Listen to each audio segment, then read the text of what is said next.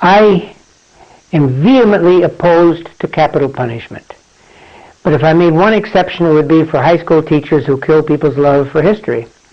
Because I believe we're all born historians. And by the way, there are plenty of good high school teachers. I don't want to throw things at me. I had good ones. But somewhere along the way, people think history is dull, and so on. We're all historians.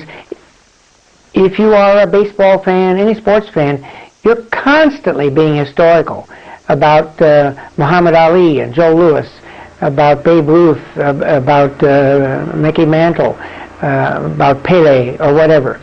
If you're buying stocks in the stock market, you're very history-minded. How did Archer Daniels do?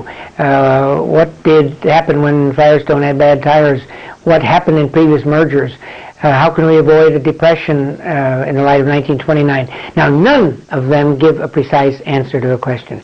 I don't think history helps in any way predict the future. Most of what's interesting has come by surprise. But you can project some trends, and you can make up your mind about choice in the light of the way things have gone. Somebody said you study history in order to overcome history.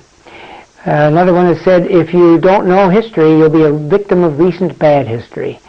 What happened to you and your parents is all of history. And you miss Buddha and Jesus, and you miss Joan of Arc, and you miss Michelangelo, and you miss all that stuff.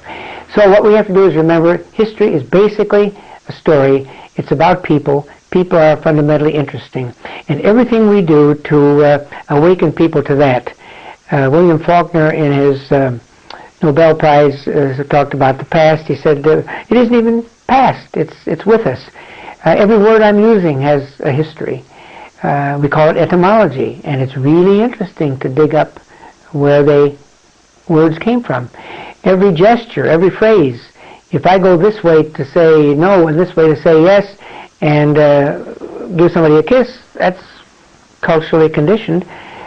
Maybe a few gestures are basic, but most of them have a history. And I better know that, because in the wrong culture I might do the wrong thing. I better know the history of a culture in which if I offer a bribe to the customs officer, I'll be put in jail, as opposed to a place where if I don't offer a bribe, I won't get into the country. That's all history. So I think what we have to do is bring forward the people again and situate ourselves and ask ourselves what decisions we would have made along the way.